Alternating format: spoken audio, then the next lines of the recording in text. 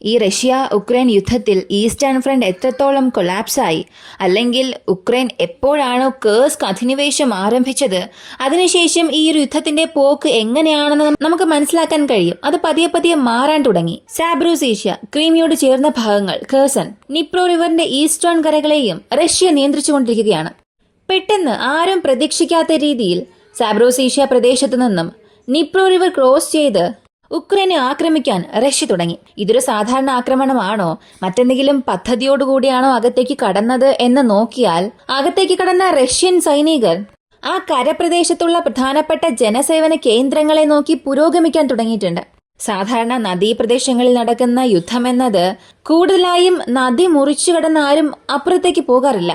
കാരണം അതേത് സൈന്യമായാലും, ലോകത്തിലെ ഏത് മികച്ച സൈന്യം അല്ലെങ്കിൽ ലോകത്തിലെ ഏറ്റവും ശക്തമായ സൈന്യമാണെങ്കിൽ കൂടിയും പ്രതിരോധ സ്ഥാനത്ത് മറുകരയിൽ നിൽക്കുന്നവർക്ക് നേരെ ഒരു ഒഫൻസീവ് ഓപ്പറേഷൻ ചെയ്യണം എന്ന ചിന്തയോടുകൂടി അകത്തേക്ക് കടക്കുകയാണെങ്കിൽ തീർച്ചയായും അവരെ കൊണ്ട് ആ നദി മുറിച്ചു കടക്കാൻ കഴിയില്ല. കാരണം പ്രതിരോധത്തിൽ നിൽക്കുന്നവർ തീർച്ചയായും ആ നദി കടക്കുന്നതിന് മുൻപേ അവരെ ആക്രമിക്കാൻ തുടങ്ങും. എന്നാൽ യാതൊരു പ്രശ്നവും ഇല്ലാതെ റഷ്യ ആ നദി മുറിച്ചു കടന്ന് അവിടെയുള്ള പ്രദേശങ്ങളെ പതിയെ പതിയെ ക്യാപ്ചർ ചെയ്യാൻ തുടങ്ങി. കൂടാതെ കഴിഞ്ഞ ഓഗസ്റ്റ് മാസത്തിന് മുൻപ് വരെയും, അതായത് ജൂൺ ജൂലൈ മാസങ്ങളിൽ റഷ്യയുടെ പുരോഗതി ഉണ്ടായിരുന്നത് ഒരു ദിവസം അവർ എത്രത്തോളം സ്ഥലങ്ങളെ പിടിച്ചെടുക്കും, അല്ലെങ്കിൽ ഒരു ദിവസം എത്രത്തോളം മുന്നേറും എന്നുള്ള ഒരു കണക്കുണ്ടായിരുന്നു. അങ്ങനെ നോക്കിയാൽ കേഴ്സ്ക് അധിനിവേശത്തിന് ശേഷം, ഓഗസ്റ്റ് മാസത്തിന് ശേഷം അവരുടെ ക്യാപ്ചർ റേറ്റ് എന്നത് ഇരട്ടിയാകാൻ തുടങ്ങിയിട്ടുണ്ട്. ഇതുപോലെ ഒരുപാട് കാര്യങ്ങൾ. ഉക്രൈനെ നമ്മൾ നേരത്തെ തന്നെ സംരക്ഷിക്കണമായിരുന്നു. ഉക്രൈൻ ആവശ്യമായ സഹായം നമ്മൾ ചെയ്യാത്തത് കൊണ്ടാണ് റഷ്യ ഇത്രത്തോളം പ്രശ്നങ്ങൾ ഉക്രൈന് നൽകുന്നത് എന്ന് നാറ്റോ പറയുകയും അവരുടെ ഒരു ശ്രദ്ധ ഇപ്പോൾ ഉക്രൈനിലേക്ക് വീഴാൻ തുടങ്ങിയിട്ടുണ്ട്. UK പല കാര്യങ്ങൾ സംസാരിക്കാൻ തുടങ്ങിയിട്ടുണ്ട്. എന്തുകൊണ്ട് ഇപ്പോഴും നിങ്ങൾ അനുവാദം നൽകുന്നില്ല, നിങ്ങൾ അനുവദിക്കുക, എന്ത് സംഭവിക്കും എന്ന് നോക്കാമല്ലോ. ഇങ്ങനെ പല കാര്യങ്ങൾ ഈ ഒരു വീഡിയോയിലൂടെ നമുക്ക് വ്യക്തമായി അറിയാം.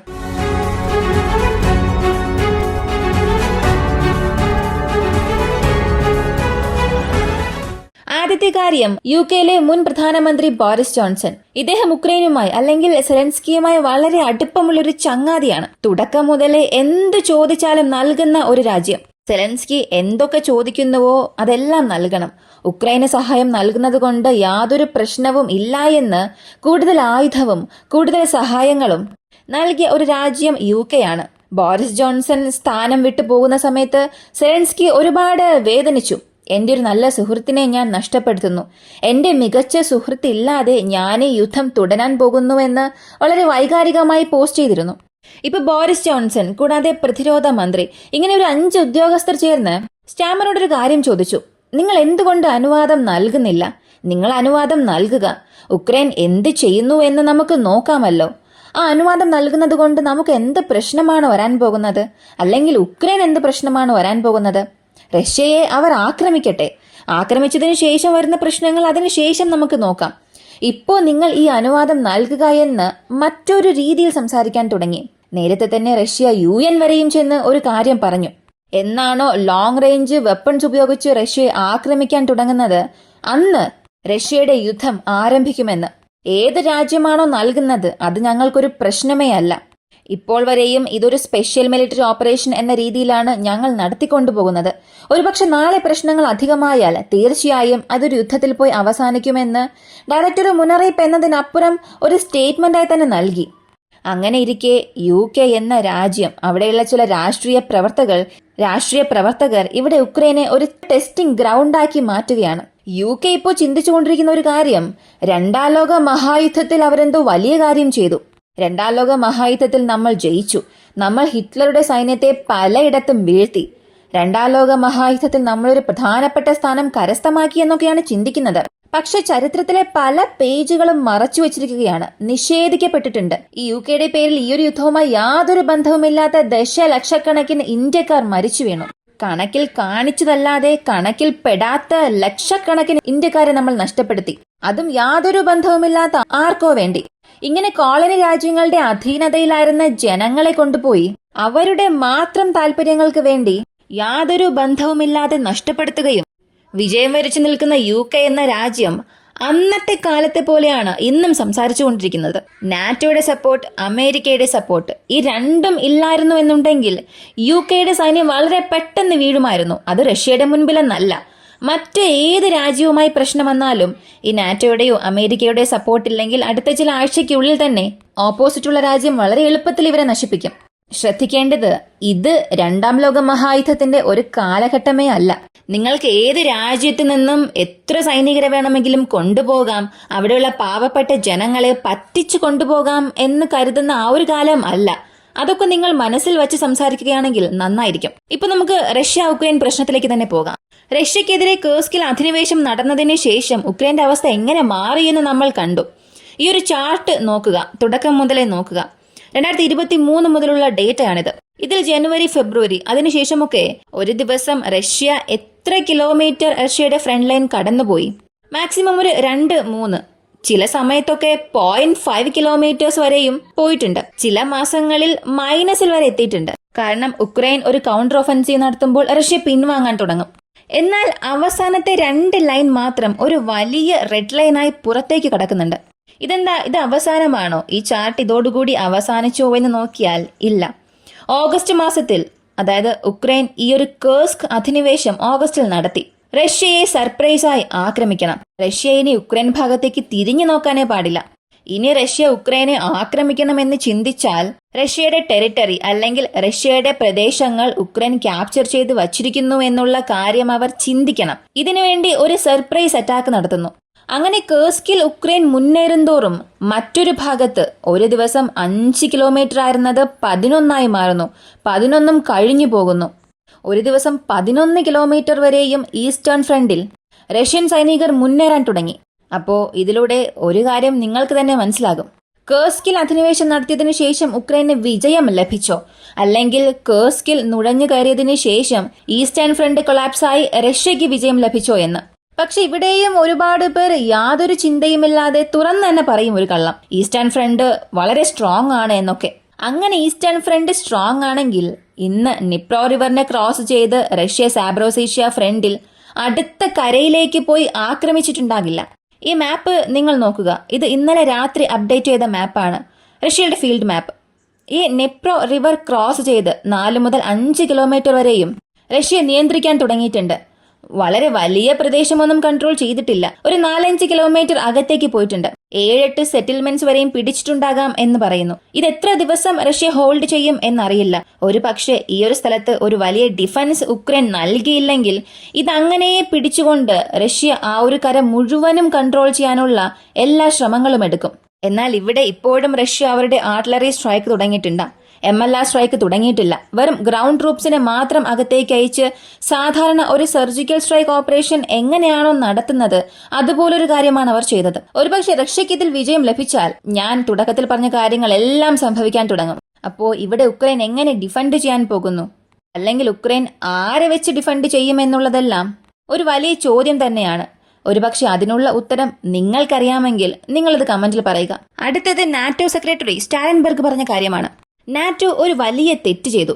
2014 ഉക്രൈനെ നാറ്റോയിൽ ചേർക്കേണ്ടതായിരുന്നു. അല്ലെങ്കിൽ ഉക്രൈനുള്ളിലേക്ക് നാറ്റോ വെപ്പൺസ് അയച്ച് വളരെ സ്ട്രോങ് ആയ ഒരു രാജ്യമാക്കി മാറ്റേണ്ടതായിരുന്നു. നമ്മളത് ചെയ്യാത്തത് കൊണ്ടാണ് 2022 റഷ്യ പുടിൻ നിർദ്ദേശം അനുസരിച്ച് അവരുടെ ആർമി ഉക്രൈനിലേക്ക് ഒരു അധിനിവേശം നടത്താൻ തുടങ്ങിയത്. അപ്പോൾ തെറ്റെല്ലാം നമ്മുടെ ഭാഗത്താണ്. ഇതിൽ മറ്റുള്ളവരെ തെറ്റു പറയാൻ ഒന്നും തന്നെ ഇല്ല. നമ്മൾ ചെയ്യാത്തത് കൊണ്ടാണ് ഇന്ന് ഉക്രൈൻ കഷ്ടപ്പെടുന്നത് എന്ന് ഒരു കാര്യം പറഞ്ഞു. മാത്രമല്ല മറ്റൊരു കാര്യം കൂടെ കൂട്ടിച്ചേർത്തു. ഉക്രൈൻ നാറ്റോയിൽ ചേരണമെന്ന് ഒരുപാട് ആഗ്രഹിക്കുന്നുണ്ട്. ഉക്രൈൻ ജനങ്ങളും ആഗ്രഹിക്കുന്നുണ്ട്. 2014 തന്നെ നമ്മൾ ഉക്രൈനെ ചേർത്തിരുന്നെങ്കിൽ ക്രീമിയയും ഇന്ന് ഉക്രൈന്റെ കൈകളിൽ ഉണ്ടാകുമായിരുന്നു. അതുപോലെ ഇപ്പോ റഷ്യൻ നിയന്ത്രണത്തിലുണ്ടായിരുന്ന 1,60,000 സ്ക്വയർ കിലോമീറ്ററും ഉക്രൈനിൽ ഉണ്ടാകുമായിരുന്നു. ഇപ്പോ എല്ലാ രാജ്യങ്ങളെയും വലിച്ചിടുന്നത് പോലെ ഈ ഒരു പ്രശ്നം ഇത്ര വലുതാകാൻ കാരണം തന്നെ നമ്മൾ തന്നെയാണ്. നമ്മളാണ് ഇവിടെ ഉക്രൈനെ സംരക്ഷിക്കാതെ വിട്ടത് എന്ന് ഒരു പ്രസ്താവന നടത്തി.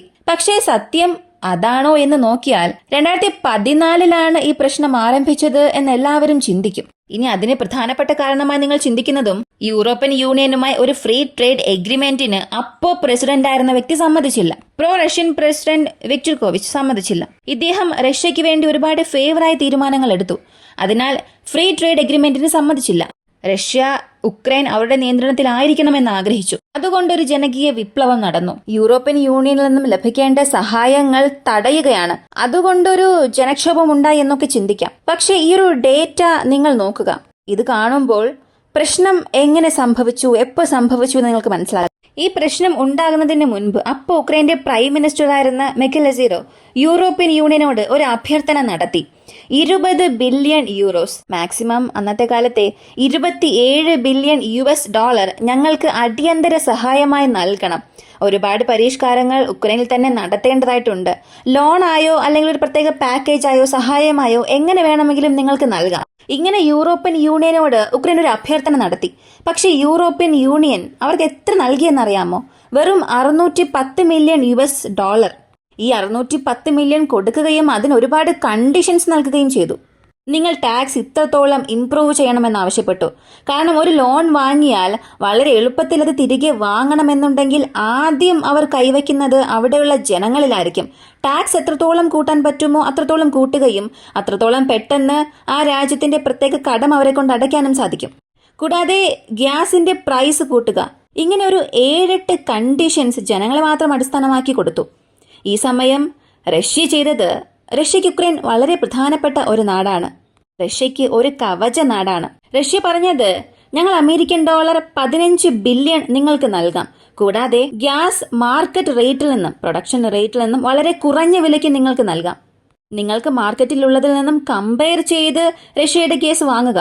വളരെ കുറഞ്ഞ വിലയിൽ ഞങ്ങൾ നൽകാമെന്ന് ഒരുപാട് ഓഫേഴ്സ് ഉക്രൈന് കൊടുക്കുന്നു. ഇപ്പോ ഈ പ്രശ്നങ്ങളുടെ എല്ലാം തുടക്കത്തിന് പുറകിൽ അമേരിക്കയാണെന്ന് പലരും പറയുന്നു. അതിനനുസരിച്ചുള്ള ചില സംഭവങ്ങളും ഉണ്ടായി. എന്നാൽ ഇതിന് പുറകിൽ ആരാണെന്ന് ഞാൻ ഇപ്പോൾ തുറന്നു പറയാൻ ആഗ്രഹിക്കുന്നില്ല. വീഡിയോയ്ക്ക് അവസാനം നിങ്ങൾ തന്നെ പറയുക. അപ്പോ ഇതിനിടയിൽ സംഭവിച്ചത്, യൂറോപ്യൻ യൂണിയന്റെ ട്രേഡ് എഗ്രിമെന്റിൽ ഉക്രൈൻ അധികാരി ഒപ്പുവയ്ക്കാത്തത് കൊണ്ട് ഒരു വിപ്ലവം ഉക്രൈനിൽ ഉണ്ടാകുന്നു. ഇത് സംഭവിച്ചതിനു ശേഷം സർക്കാർ പിരിച്ചുവിടുകയും പിന്നെ പല മാറ്റം ഉക്രൈനിലേക്ക് സംഭവിക്കുന്നു. ഉടൻ തന്നെ ഒരു താൽക്കാലിക സർക്കാർ വരുന്നു. പിന്നീട് ഉക്രൈനിൽ പല പ്രശ്നങ്ങൾ നടന്നു. 2014 റഷ്യ ക്രീമിയ പിടിച്ചെടുത്തു. ഇങ്ങനെ ക്രീമിയ പിടിക്കുന്നതിന് റഷ്യ പറഞ്ഞ ഒരേയൊരു കാരണം എന്താണെന്നറിയാമോ? നാറ്റോയുടെ എക്സ്പാൻഷൻ എന്നത് ഇവിടെ അധികമായിക്കൊണ്ടിരിക്കുകയാണ്. ഇപ്പോ ഞങ്ങൾ ക്രീമിയയെ വിടുകയാണെങ്കിൽ ക്രീമിയയുടെ കോസ്റ്റൽ ലൈൻസിൽ നാറ്റോയുടെ ഒരു നാവൽ ബേസ് വരും. ഉള്ളതിൽ വളരെ മോശമായ ഒരു സെക്യൂരിറ്റി ത്രെഡ് ഞങ്ങൾക്ക് അതാണ്. അങ്ങനെയുള്ള സ്ഥലം ഞങ്ങൾ ഒരിക്കലും വിടില്ല. അതിനാൽ ഞങ്ങൾ ക്രീമിയയെ പിടിച്ചെടുക്കുന്നുവെന്ന് അപ്പോ ക്രീമിയയെ മാത്രം പിടിച്ചെടുക്കുകയും അതോടുകൂടി റഷ്യ അത് അവസാനിപ്പിച്ചു. അതിനപ്പുറം യാതൊരു പ്രദേശങ്ങളും പിടിച്ചെടുക്കാൻ റഷ്യ പോയില്ല.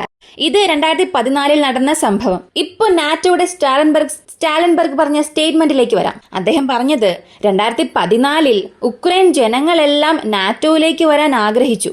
അവരുടെ ആഗ്രഹം പോലെ നമ്മൾ അവരെ നാറ്റോയിൽ ചേർത്തിരുന്നു എന്നുണ്ടെങ്കിൽ ഇപ്പൊ ഉക്രൈനിലേക്ക് ഈ പ്രശ്നം വരില്ല എന്ന് പറഞ്ഞു. അപ്പൊ നിങ്ങൾ തന്നെ ഒന്ന് ചിന്തിച്ചു നോക്കുക. ഇത് 2013 ഒരു സർവേ ആണ്. ഇതിൽ 100,000-ൽ കൂടുതൽ ജനങ്ങൾ എവിടെയെല്ലാമാണോ ജീവിക്കുന്നത് ആ ഭാഗങ്ങളെ അടിസ്ഥാനമാക്കിയെടുത്ത സർവേയാണ്. അതിൽ 30% ജനങ്ങൾ പോലും നാറ്റോയിൽ ചേരാൻ ആഗ്രഹിക്കുന്നില്ല എന്നാണ് പറഞ്ഞത്. ഇത് നോക്കുക. ഇത് 2014 ക്രീമിയയെ റഷ്യ ആക്രമിച്ചല്ലോ, അതിനുശേഷം എടുത്ത സർവേയാണ് OSW എടുത്തത്. അതിലും പറഞ്ഞിട്ടുള്ളത് ഞങ്ങൾ നാറ്റോയിൽ ചേരാൻ ആഗ്രഹിക്കുന്നില്ല എന്നാണ്. ഉക്രൈൻ എന്നത് ഒരു പ്രത്യേക രാജ്യമാണ്. അതിൽ മറ്റ് രാജ്യങ്ങൾക്ക് ഒരു സ്ഥാനം കൊടുക്കാൻ ഞങ്ങൾ ആഗ്രഹിക്കുന്നില്ല. യാതൊരു സൈനിക സംഘടനയിലും ചേരാൻ ആഗ്രഹിക്കുന്നില്ല എന്ന് 30 മുതൽ 40% വരെയുള്ള ജനങ്ങൾ ഒരു കാര്യം പറഞ്ഞു. ഇതേ സമയം 2014 അമേരിക്കയുടെ ഇൻസ്റ്റിറ്റ്യൂട്ട് ഓഫ് മെത്തഡോളജി അവർ എടുത്ത ഒരു സർവേ നോക്കുക. ഇതിൽ ഏകദേശം 70%-ൽ കൂടുതൽ ഉക്രൈനിയൻകാർ നാറ്റോയിൽ ചേരാൻ ആഗ്രഹിക്കുന്നു എന്ന കാര്യം പറഞ്ഞു. ഇത് കാണുമ്പോൾ തന്നെ നിങ്ങൾക്ക് ഒരു കാര്യം മനസ്സിലായിട്ടുണ്ടാകും. ഇതിന് പുറകിൽ ആരായിരുന്നു, ഇത് ആര് ചെയ്തു, എന്തുകൊണ്ട് റഷ്യ ക്രീമിയെ പിടിച്ചു എന്നൊക്കെ. ഇപ്പോഴും ഒരുപാട് പേർ ചോദിക്കാം, എന്തായാലും റഷ്യ ക്രീമിയെ പിടിച്ചല്ലോ, അത് റഷ്യ ചെയ്ത തെറ്റു തന്നെയല്ലേ എന്ന്. റഷ്യ ക്രീമിയെ പിടിച്ചെടുത്തത് ഉക്രൈനെ ഒക്കുപ്പൈ ചെയ്യണമെന്ന ഒരു ലക്ഷ്യത്തോടു കൂടി തന്നെയല്ലേ എന്ന്. ഇപ്പൊ റഷ്യ ക്രീമിയെ ആക്രമിച്ചത്, അല്ലെങ്കിൽ ഒരു രാജ്യത്തിന്റെ ഒരു ഭാഗം മറ്റൊരു രാജ്യം പിടിച്ചെടുക്കുക, അത് റഷ്യ എന്നല്ല, ഏത് രാജ്യം പിടിച്ചെടുത്താലും അത് തെറ്റു തന്നെയാണ്. ഇപ്പൊ പാകിസ്ഥാൻ ഒക്കുപ്പൈഡ് കാശ്മീർ എന്ന ഒരു സ്ഥലമുണ്ട്. ഇന്ത്യക്കും പാകിസ്ഥാനും ഇടയിൽ പല കാലമായി പ്രശ്നങ്ങൾ നടക്കുന്നുണ്ട്. ഈ ഇന്ത്യയുടെ ഒരു ഭാഗം ഏറെ നാളായി പാകിസ്ഥാന്റെ പക്കലുണ്ട്. ഇതിനെക്കുറിച്ചൊന്നും ആരും ഒന്നും സംസാരിക്കുന്നില്ല. പാകിസ്ഥാനെ ആരും ചോദ്യം ചെയ്യുന്നില്ല. എന്നാൽ ഇവിടെ റഷ്യയെ മാത്രം എല്ലാവരും ചോദ്യം ചെയ്യുന്നു. അന്ന് റഷ്യ 2014 ഉക്രൈന്റെ ക്രീമിയെ പിടിച്ചെടുക്കാൻ ആഗ്രഹിക്കാതെ ഉക്രൈന്റെ ഭൂരിഭാഗം പ്രദേശങ്ങളെയും പിടിച്ചെടുക്കണമെന്ന് ചിന്തിച്ചിരുന്നെങ്കിൽ വളരെ എളുപ്പത്തിൽ അവരെ കൊണ്ടത് ചെയ്യാൻ സാധിക്കും. കാരണം 2014 ആ ഒരു സമയത്ത് ഉക്രൈനെ പ്രതിരോധിക്കാൻ ഒന്നും തന്നെ ഇല്ലായിരുന്നു. ഉക്രൈന്റെ പക്കൽ വലിയ ഫോഴ്സ് ഇല്ല, ഉക്രൈന്റെ പക്കൽ വലിയ വെപ്പൺസ് ഒന്നും തന്നെ ഇല്ലായിരുന്നു. 2014 ക്രീമിയെ പിടിച്ചെടുക്കുമ്പോൾ അത്രത്തോളം വലിയ ശക്തിയല്ലാത്ത ഒരു സൈന്യമായിരുന്നു ഉക്രൈൻ. അന്ന് റഷ്യ ഒരു മുന്നേറ്റം നടത്തിയിരുന്നെങ്കിൽ പകുതി ഉക്രൈനെ പിടിച്ചെടുക്കാമായിരുന്നു. പക്ഷെ റഷ്യയുടെ താല്പര്യം അതല്ലായിരുന്നു. അവിടെ ഒരു ചോരയൊൽപ്പിക്കൽ റഷ്യക്ക് താല്പര്യമേ ഇല്ലായിരുന്നു. നാറ്റോയിൽ ഉക്രൈൻ ചേരാൻ പാടില്ല എന്നത് മാത്രമായിരുന്നു റഷ്യയുടെ ഒരു വ്യവസ്ഥ. അതുകൊണ്ട് മാത്രമാണ് ക്രീമിയോട് കൂടി റഷ്യ അവസാനിപ്പിച്ചത്. എന്തിന്? ക്രീമിയയിലുണ്ടായിരുന്ന ഒരുപാട് ജനങ്ങൾ തന്നെ, അവിടെയുള്ള ലോക്കൽ അതോറിറ്റീസ് എല്ലാം അവർക്കുള്ളിൽ തന്നെ ഒരു തീരുമാനമെടുക്കുകയും റഷ്യയുമായി ഞങ്ങളെ ചേർക്കണമെന്നുള്ള പല ഘട്ട പ്രതിഷേധങ്ങൾ നടക്കാൻ തുടങ്ങി. ഇതൊന്നും ഉക്രൈൻ പുറത്ത് പറയില്ല, അമേരിക്കയും പറയില്ല, നാറ്റോയിലുള്ളവർ ഇതിനെക്കുറിച്ച് വാതുറക്കില്ല. ഇങ്ങനെയെല്ലാം 2014 സംഭവിച്ചപ്പോൾ ഇപ്പോ പെട്ടെന്ന് നാറ്റോ പറയുകയാണ്, ഞങ്ങൾ അന്ന് തന്നെ നാറ്റോയിൽ ഉക്രൈനെ ചേർക്കണമായിരുന്നു. ഉക്രൈൻ ജനങ്ങൾ പോലും നാറ്റോയിൽ ചേരാൻ ആഗ്രഹിച്ചുവെന്ന് ഇദ്ദേഹം ഒരു സ്റ്റേറ്റ്മെന്റിൽ പറഞ്ഞത് വളരെ തമാശയായി തോന്നുകയാണ്. 2014 ഈ ജനകീയ വിപ്ലവം സംഭവിച്ചത് കൃത്രിമമായ ഒരു കാര്യമായിരുന്നു എന്ന് റഷ്യ ഒരുപാട് തവണ പറഞ്ഞു. അത് സ്ഥിരീകരിക്കുന്നത് പോലെ ഒരുപാട് സംഭവങ്ങളും അതിനെ തുടർന്നുണ്ടായി. എന്നാൽ ഇപ്പോഴും ഇവർ പറയുന്നത് വെസ്റ്റിന് ഉക്രൈനിൽ ഒരു താല്പര്യവുമില്ല, ഉക്രൈന്റെ സംരക്ഷണത്തിന് വേണ്ടി മാത്രമാണ് നാറ്റോയെ അകത്തേക്ക് കൊണ്ടുവരുന്നത്, നാറ്റോയ്ക്ക് ഉക്രൈൻ ആവശ്യമായ ഒരു കാര്യമേ അല്ല എന്ന് പച്ചയായ ഒരു കള്ളം പറഞ്ഞു. ഉക്രൈൻ നാറ്റോയിൽ ചേരുകയാണെങ്കിൽ റഷ്യയുടെ തലയിൽ ഒരു തോക്ക് വെച്ച് എപ്പോഴും നാറ്റോ നിൽക്കുന്ന ഒരു കഥയായി മാറും. ആ ഒരു അവസ്ഥയെ മുന്നിൽ വെച്ചുകൊണ്ട് മാത്രമാണ് നാറ്റോയിൽ ഉക്രൈൻ ചേരാൻ പാടില്ല എന്ന് റഷ്യ റിക്വസ്റ്റ് ചെയ്തത്. അങ്ങനെ ചെയ്യുകയാണെങ്കിൽ യുദ്ധം അവസാനിപ്പിക്കാൻ തയ്യാറാണ് എന്ന് തുടക്കം മുതലേ സെലൻസ്കി ഗവൺമെന്റിനോട് പുടിൻ ഒരു വലിയ സന്ദേശം നൽകി. നാറ്റോയിൽ നിങ്ങൾ ചേരാൻ പാടില്ല എന്ന ഒരു റിക്വസ്റ്റ് കൊടുത്തു. പക്ഷെ അതെല്ലാം അപ്പോ അവഗണിക്കുകയും ഇപ്പോ എല്ലാത്തിനും നാറ്റോയാണ് കാരണം, ഉക്രൈൻ ജനങ്ങൾ നാറ്റോയിൽ ചേരാൻ ആഗ്രഹിച്ചു, ഉക്രൈൻ ആവശ്യമായ സഹായം നൽകാതെ വിട്ടത് ഞങ്ങളുടെ തെറ്റാണ് എന്നൊക്കെ പറയുകയും ചെയ്യുന്നു. സത്യം പറഞ്ഞാൽ നിങ്ങൾ ആയുധങ്ങൾ കൊടുത്തതല്ലേ തെറ്റ്? ആയുധങ്ങൾ കൊടുത്തില്ലായിരുന്നെങ്കിൽ ഈ പ്രശ്നമേ ഇല്ലല്ലോ.